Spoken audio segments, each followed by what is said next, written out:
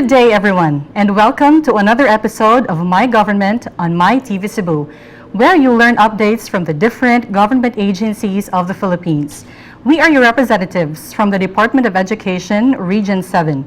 I am Carla Santos, and with me is our dearest Regional Director of the Department of Education, Regional Office 7, Dr. Salustiano Jimenez. Ug karong adlaw, we will be giving you information on DepEd Region 7's readiness in this pilot face-to-face classes and programs and projects for the basic ed in this new normal. Maayong adlaw, RD, kumusta, and how is DepEd Region 7 now that it is on its second year of implementation for the new normal setup in this basic education? Okay, so mayong adlaw, Miss Carla, no? Yes, mayong sir. adlaw, Central Visayas, even outside Central Visayas, so are watching right now, no? So, especially here sa My TV, no? And My Government program on My Government. So, again, thank you very much. So, thank you for this opportunity that we have, no?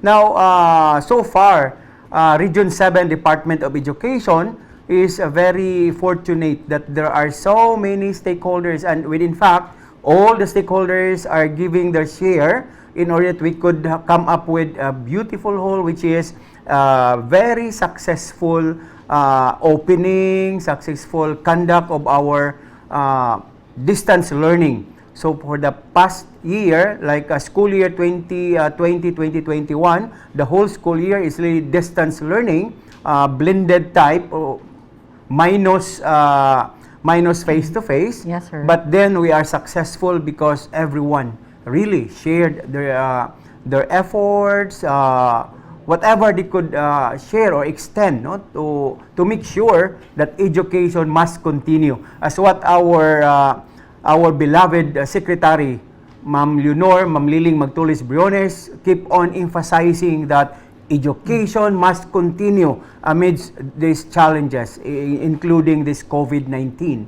So with that, Department of Education, Region 7 as well, continue this education with the support of the local government units, our PTA, Parent Teachers Association, our other non-government organizations, even the media, no, which is also a very potent supporter of the Department of Education. Even this, My TV, no, is very supportive to us, especially on the awareness thing. So, so far, makaingon ta nga nindot gyud ang ato ang pag-collaborate, no, among our stakeholders, and because of that, mao na nagpadayon ang ato ang edukasyon unya nahuman gyud nato ang school year 2020-2021 with a great success nga dinhi sa ato sa Central Visayas. And based on data, 99.4% of our learners passed, no, and been promoted to the next level. So 0.6 lang ang kanang na ay wa taon ka tiwas, no, but we are let's say we coming up with a remedial, no, para sa ato nilang mga bataa kay aron masiguro nga mapadayon gyud gihapon ang ilahang pagtuon. So after the school year na atay gihimo nga remedial classes, no, those still on distance learning.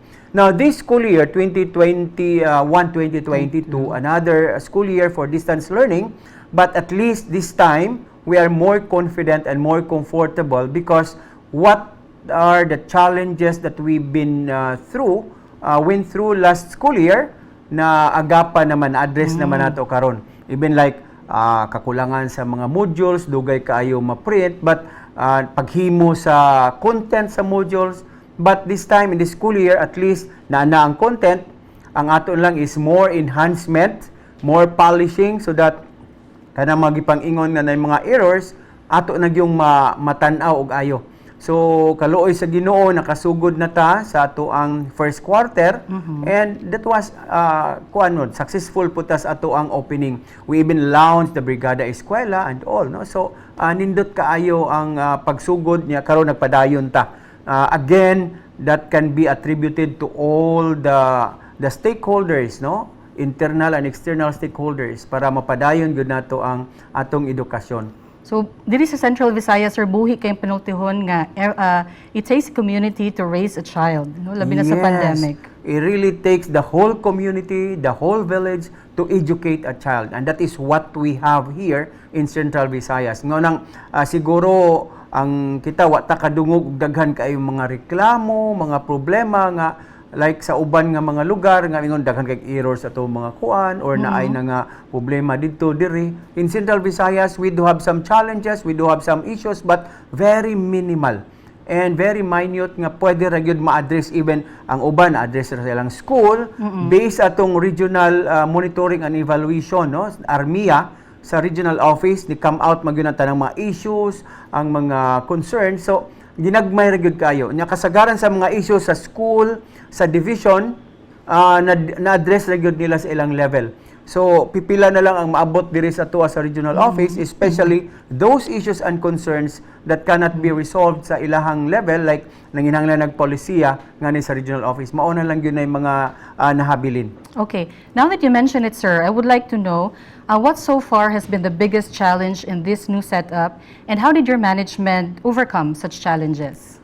Okay, actually at first the last school year, ang biggest challenge is the cooperation of the parents, no?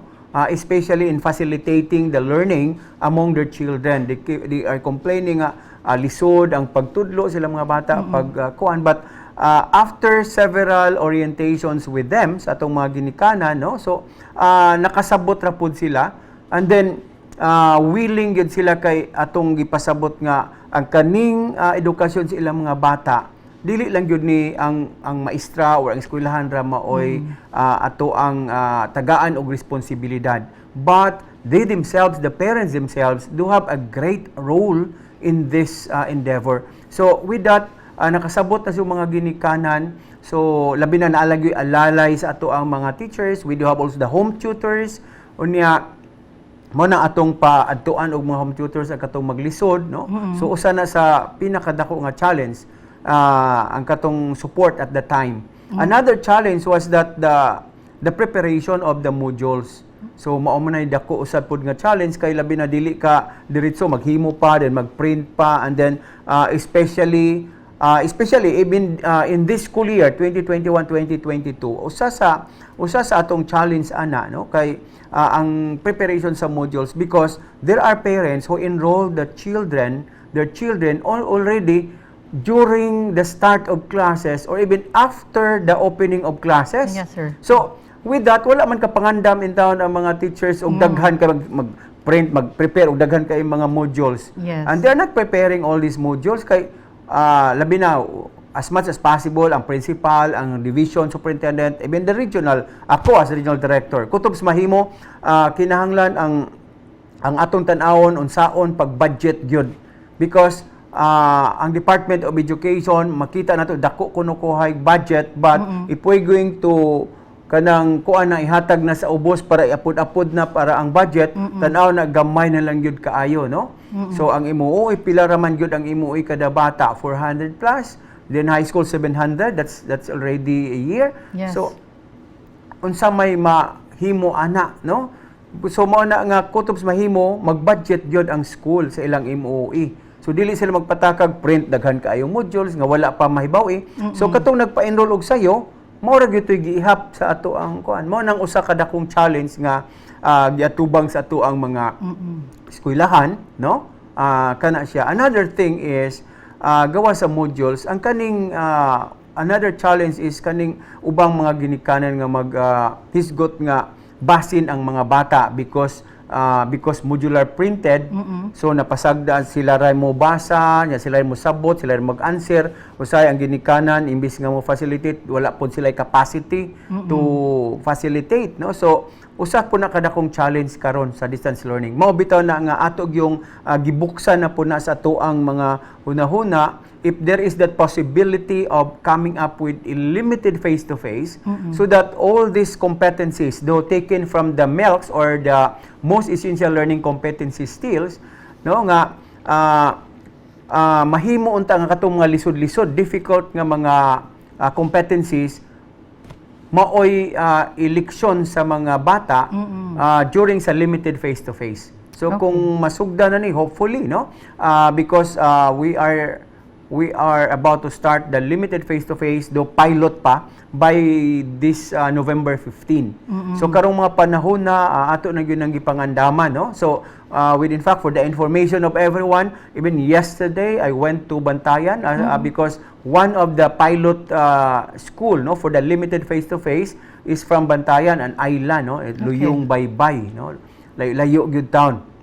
Pag adto na ako, Miss Carla, pag sakay na ko sa pambot, perti na mong aligriha kay giunos. Perti na mong basaa. After several minutes sa unos na basa nami kay naglarga ning undang o labigar og more than an hour, pag abot na mo dito igo pod na uga-uga na pod ang karsonis. Nya nagbisita sa eskwelahan, we check the readiness, tanan katapusang asa mo gawas og mosulod ang bata, unsa asa dapat mo lingkod ang bata, unsay likuran sa bata, unsay mga essentials nga ginid. We talk with the PTA, we talk with the barangay officials and all the community people, and then check if how supportive they are, because para nako importante kayo, because it shall be a shared responsibility. Unya pagikan didto ning unos na sad maglakaw na sad mi nabasa na sad. Pag abot na sad namo na init na sa pikas na uga na sad ang karsonis. So that's the experience, no? That was really a very memorable experience, but I believe what we did is for the children and for His glory up there. Yes. So mo nang ato lang yung gipadayon. Yes, sir. So, You mentioned Bantayan, sir. I'm just curious, sir. How do we choose our school, sir? Unsay qualifications sa usa ka eskwelahan para mapili sila as pilot school for the face-to-face classes? Actually, we requested, I personally requested all the superintendents, the 19 schools division offices here in Central Visayas to submit the schools that probably feasible for the pilot limited face-to-face. So initially, we had more than 100 schools, no, for Central Visayas. Then from these 100 schools, it been trimmed down to 52. So kaning 52 kay based ato ang assessments nga daghan kay itong gipang kuan nga mga kanang na ay checklist. 52 na lang ang atong gipadala dito central office for the limited face-to-face. Then kaning 52 gi-propose po ni sa atong secretary ngadto sa IETF with the Department of Health, and the last nga ning assess, no, with their assessment tool ang Department of Health. So pag-check sa Department of Health mo na nahitabo we only have 12 out of 52. So for central for the whole country, murag 59 na lang ang Pilmiro 30. So sa 30, 12 ta. Sunod napataas to na 59, whole country 59, but still 12 ang atoa. Okay. But sa 12 untang atoa, because of the rising COVID cases in some barangays, so nag-trim down ta into 8. So mao nang 8 na lang ang ato ang kuan pagkakaron. So atong final number of schools, sir, is 8. 8 ang atong final para sa pilot limited face-to-face. But we have schools for the expansion later. Okay. That's very interesting, sir, no? And we will get to know more about these things. And when we return, we will be discussing that mentioned by sir, and of course, the very exciting National Teachers' Day celebration. We will be back.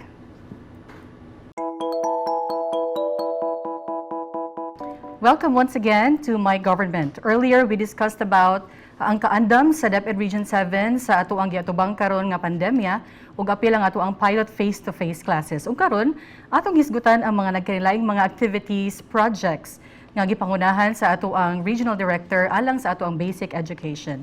So sir, we would like to know in this school year, unsay mga bag-ong mga activities nga atong gi-implement para mas mo uptake ang atong mga ginikanan, atong mga bata mas maauhag sa ato ang klase sa mode sa atong pag-eskwela karon tuiga. Okay, thank you for that, Miss Carla. No, actually, we have so many activities geared towards the realization of what we really wanted, our direction, no, nga masiguro gyud nga ang education must continue. So una-ana ang advocacy nato, we have advocacy materials as to the importance of education, no, so daghan kay din we have even mga webinars, orientations, so that ang atong mga ginikanan, dili lang sa ginikanan, atong mga teachers, atong mga bata, no, ma-orient especially on mental stress, no, mental health kay labi na karon sa atong gisagubang pandemya. So ang mga worries, atong mga fear di nato malikayan nga naa gyud na sa kadausan nato.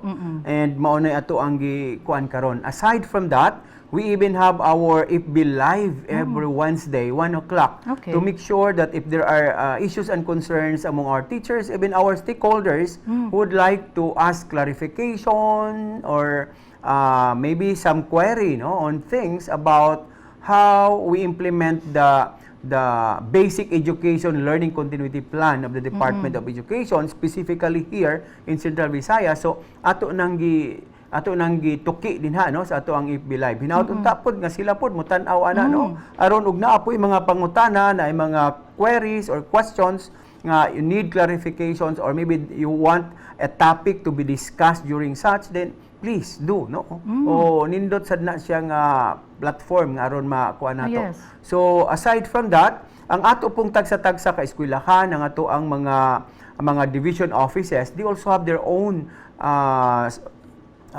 ways of kanang encouraging more our learners. Like natay sa Dumaguete na sila mga academic panda, no, so tan-aw lang sila sa kuan kung online, labi kay it's an urbanized city, so makuha nila. So ang Cebu province, ang tanan, ang sa Bohol, no, so even si Quijor, naa sila daghang mga activities or mga programs and projects, again still leading to that direction nga ma-realize ang goal sa ato ang Department of Education, kanatong mission vision nga kinahanglan ang bata naagyoy makatunan, kinahanglan ang bata mapadayon gyud ang edukasyon. So daghan pa, Miss Carla, pero ang ako lang gi-emphasize ang kanipong atong gipangbuhat sa regional office. So we're always having activities in relation to health sa mga bata, sa ginikanan, even sa atong mga teachers.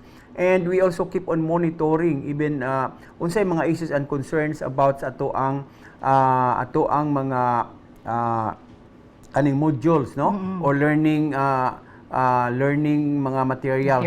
So naatay monitoring, naatay error watch. So daghan kay nagali tay kuan pod website gyud intended, no, help desk. Usa sa nas atong gihimo para masiguro nga ug naam gay dayong concern ato dayong ma-address. And karon pod ang bisihan po nato sa regional office kani pong atong Prime HR kay once nga ma-accredited ta, so ma-accredited ta ani, so at least ang atong services sigurado gyud nga faster and easier para sa atong mga kliyente. Nindot kay siya paminawon, sir, that the department does not only concern about the education, but is also concerned about the mental health of the students. You know, I heard about the students on the first day of the classes na sila'y mental health nga activities together with the teachers. Yeah. Importante yun na siya kaayo kay that is one way of kuan ba kanang conditioning the mind of our learners nga bisan pa na as pandemic dili ta totally nga mahadlok or mag-worry about it, because there are so many ways also where we can protect ourselves. Yes, no? sir. Labi na pag-observe lang yun sa protocols, no? Like mga social distancing and using the mga essentials, alcohol, etc., face masks, face shields, and the like. So if we will just observe and follow what the Department of Health and the IETF been telling us on what to do, then I'm sure we will be safe. Yes. Tungod ani sir, nakita nato na unsa nato kapinangga ang atong mga bata, apil ang mga maestra. In fact, ang tagline sa ato ang Central Visayas DepEd Region 7 is sa 7, una ang bata, perme. Unya nato bago nga tagline sir in relation to the World Teachers Day celebration nga sa 7, una ang bata, perme, apil ang maestra syempre. Siyempre. Okay. I think that is very related sir no sa ato ang can you tell us sir about the grand celebration of the World Teachers Day last October 5 and Region 7 being the host region in the national celebration. How was it, sir? Yes, it was really a great success. In fact, Miss Carla is you're one of the hosts there. Yes, so, sir. Congratulations. So, I would like to, by the way, first I would like to congratulate our teachers and all those who are involved no in the conduct of that celebration. So, gitagaan tag higayon oportunidad nga ang Region 7 Department of Education will be the host of the national activity. In fact, it's not the grand celebration only. Even in the kick-off, the launching, we are still the host, no? Yes. So as early as September 6, Yes, no, we hosted also that kick-off, and it was also a great success. And then last October 5, still a great success because ang tanan gihapon no nagkahiusa. The key there is unity. Yes. So we are united, and then walay nagsubi-subi, walay nagon nga dili mi ana kay kuan. All sectors, no? Either you are in the government or in the private sector or what sector you belong, ang tanan gyud nagkahiusa para sa ato ang mga maestra, no?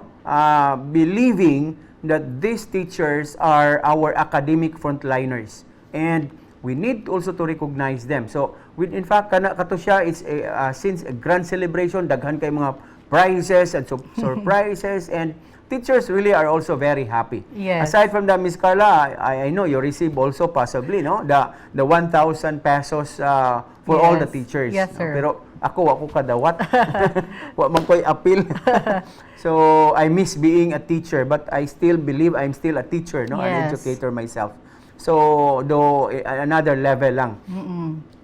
So, again, no, daghan kaayo tag mga nakatunan pod no, about sa Teachers Day, sa World Teachers Day. Not only that we are celebrating and recognizing the importance and the value and the contribution of our teachers, but as well a reminder for all of us that education is still of dire importance wherever or in any community that we have. Yes. I am reminded of what Lertus once said, that the foundation in every state is the education of the youth. So mao na nga the quality or the kind of society we have is dependent on the kind of education of that particular society or particular community. So mo nang ato gyud kanunay ng ipakatap, no? And then who will do that?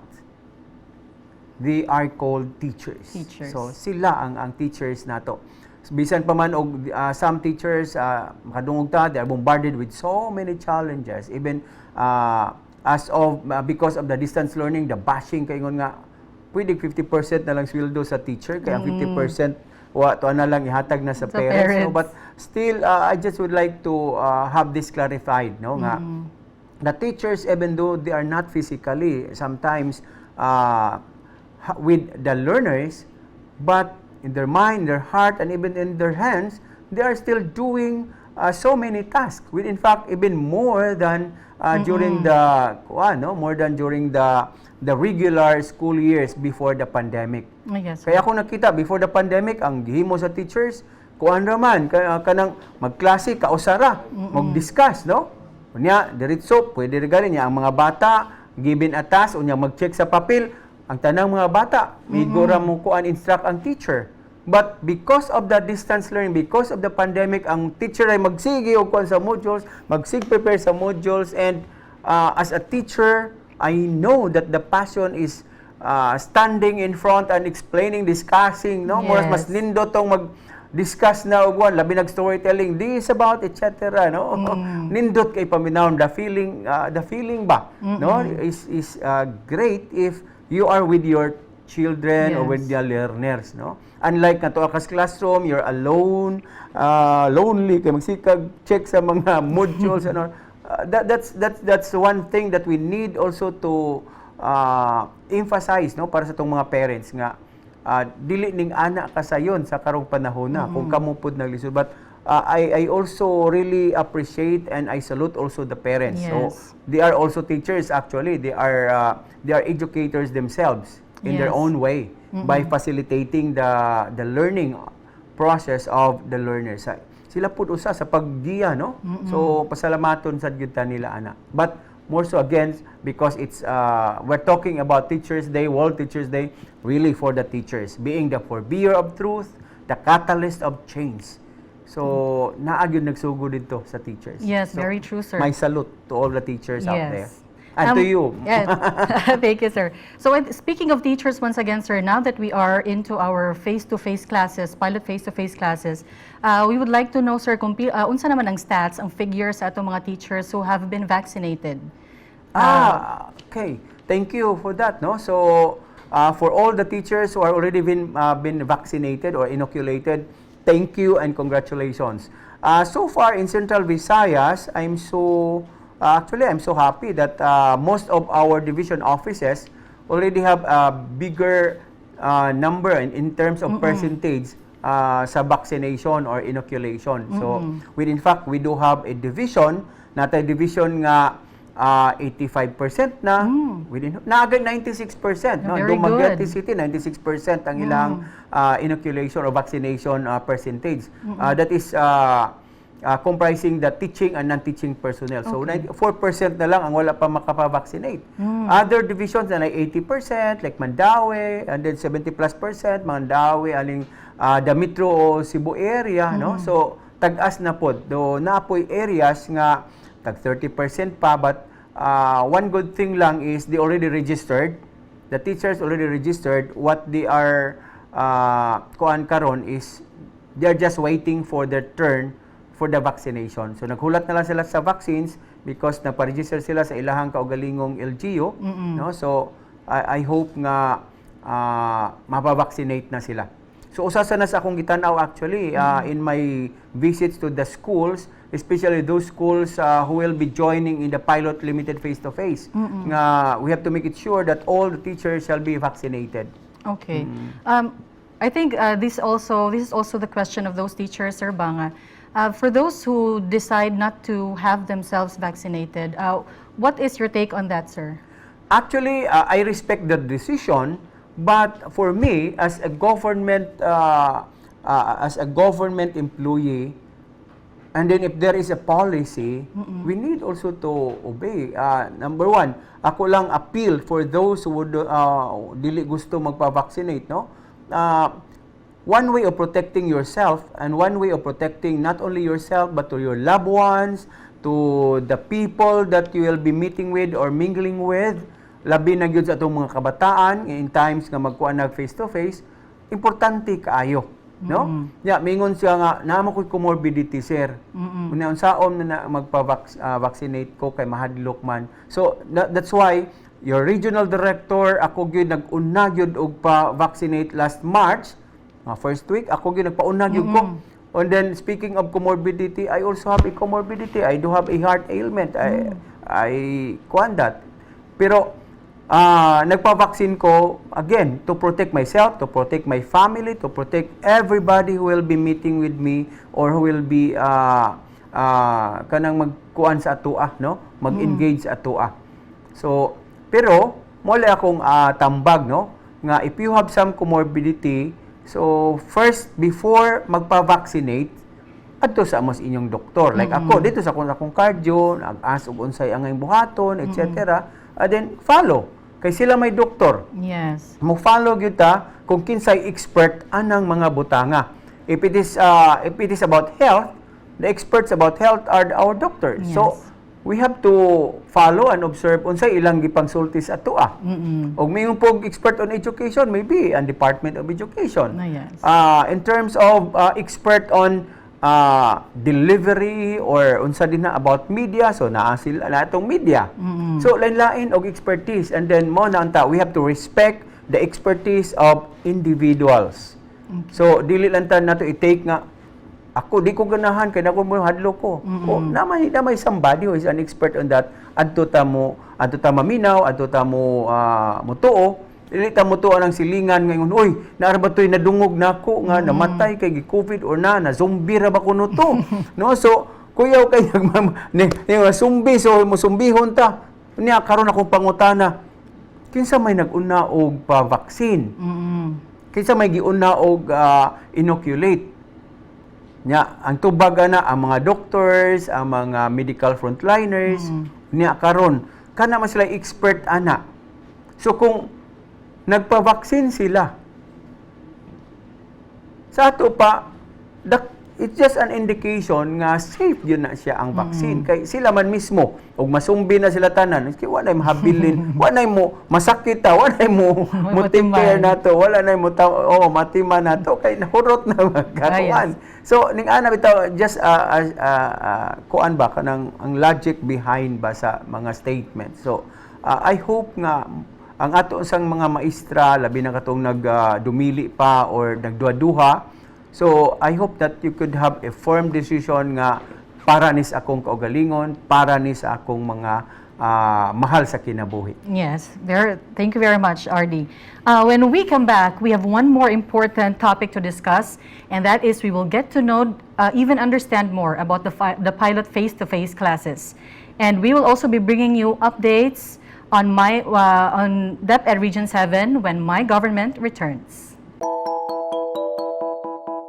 You are still watching My Government on My TV Cebu with your representatives from the Department of Education. And for our third segment, we will talk about ang pinakagikahinaman sa kadaghanan ng ato ang pilot face-to-face classes. So sir, siguro mo agree tingali ka sir no ang ato ang pilot face-to-face classes is both gikahadlukan o gikahinaman sa atong ginikanan o sa tibuok community. I would like to know sir, unsay ato ang paagi sa ato ang pilot face-to-face classes, how will this be done? And what will our teachers and students go through as to the certain processes when our pilot face-to-face classes happens this November? Okay, so thank you, Miss Carla, for that. No, actually, ang ato ang maeskwelahan nag-andam na within fact we required our schools even katong wala mapil sa pilot, ato nang silang gi-require og limited face-to-face implementation plan. So, kaning sa limited face-to-face implementation plan, anha na nato makita ang unsay angay buhaton sa pre-implementation, then during implementation, and even ang assessment, monitoring, and evaluation while the ongoing pag-conduct sa implementation sa limited face-to-face. So una ato nang ipangtanaw like ang number of learners who will be attending classes per session. So like 50%. So ang atoa na og natay 30 ka bata sa usa ka klase, 15 ana moray mosulod anang adlaw like o grade 1 to grade 3 kay key to 3 pa man ang ato ang kuan sa elementary ang pwede sa pilot limited face to face and in senior high school for high school. So if ever mag-adto na sa school, so like sa kinder. So ang kinder ang atong maximum 25 learners in a class. So 12.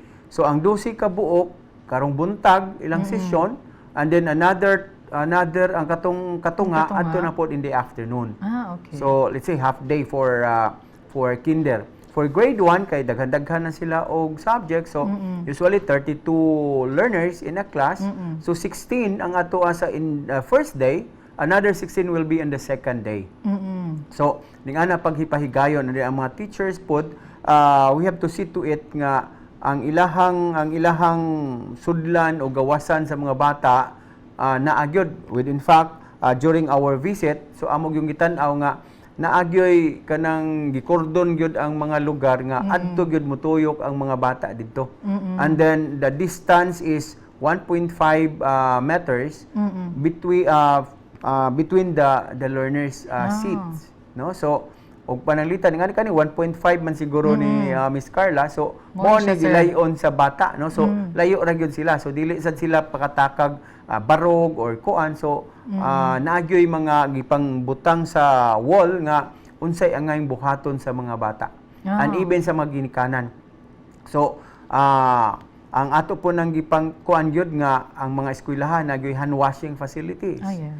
No? So gawas hand washing facilities before they will enter the school.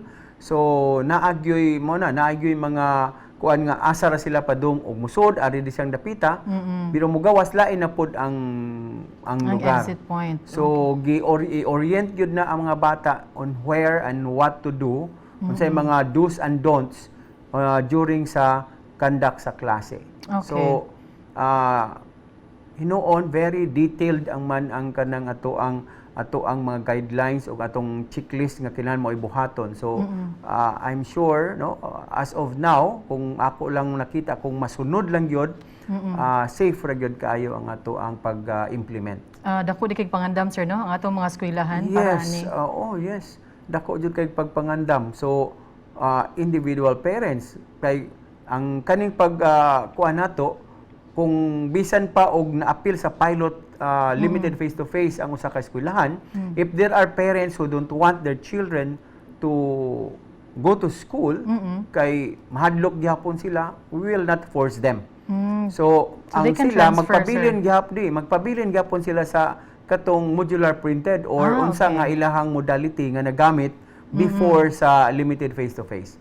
So ang uban mag-limited face-to-face nya katong dili gyud, so they will do the same. So may option na atong concern. Yes, wala gitay pagpugos mo nang ato lang yung i-emphasize og balik, walay pagpugos bisan pa man na kuano na-appeal ang usa ka eskwelahan sa ato ang pilot limited face-to-face, but no ato lagi nang i-assure sa ato ang maginikanan nga walay pagpugos kung dili mo musugot gihapon tungod kay naamoy fear, naamoy worry. So you can still do the same as what you did in the previous months or days before the kanang implementation sa limited face-to-face.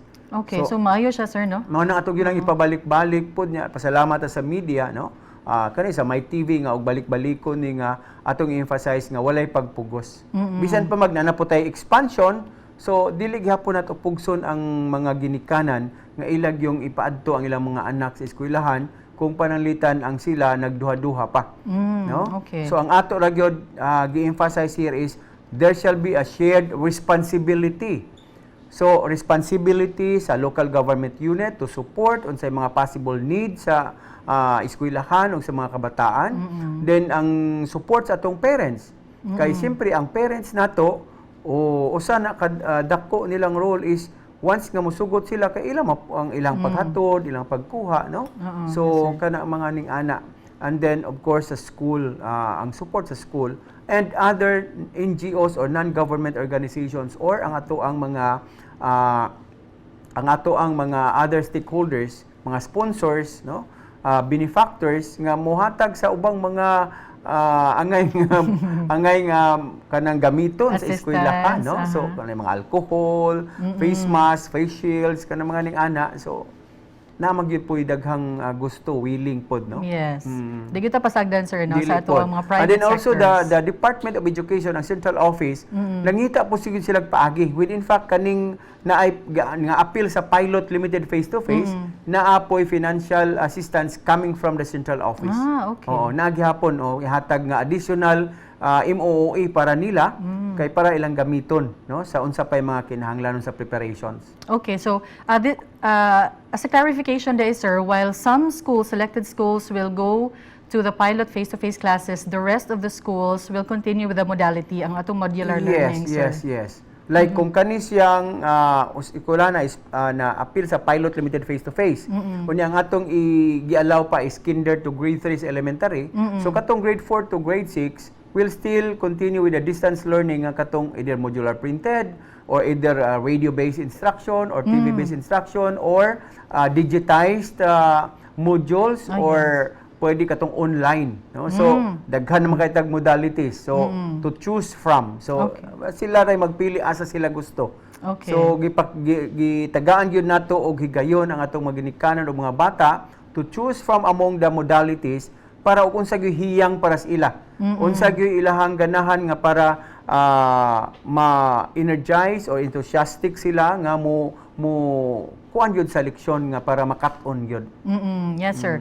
Amoy nakanindot, sir, no, nga ang atong pag-adjust ba alang sa mga tanang adjustments sa atong gibuhat para gyud sa kaayuhan sa mga bata to continue our education. Thank you very much, RD, sa tanang information nga inyong gihatagan nato karon sa imong panahon ug higayon. And we really hope to see more people appreciate the latest endeavors of the Department of Education and, of course, in their efforts to move forward despite the threat of this pandemic.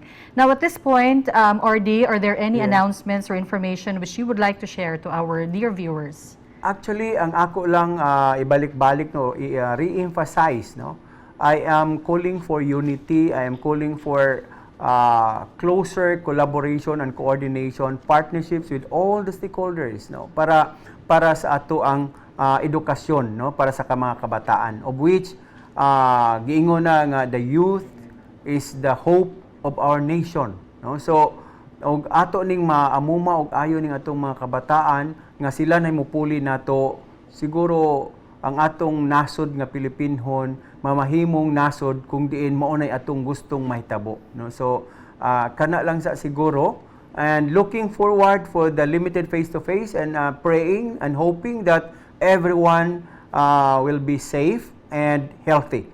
Thank you very much. Thank you very much, RD. And nang hinaot mi nga unta do na may mga napupo nakatunan ug nakuhang mga impormasyon karong adlaw. If you have any more questions, please feel free to reach us at DepEd Region 7 RO7 Help Desk. We also have our Facebook page, DepEd Tayo Region 7, or you may call ang ato ang opisina andam ug taga nga mutubag sa inyong mga pangutana 5 times a week. Okay. So once again, this has been Jane Carla Santos, and of course, ang atong dakong pasalamat sa ato ang Regional Director sa DepEd Region 7, Dr. Salustiano Jimenez. Once again, thank you very much for watching My Government. Thank you also My TV, no, for the opportunity and My Government. So, yes, sir. Thank you so much.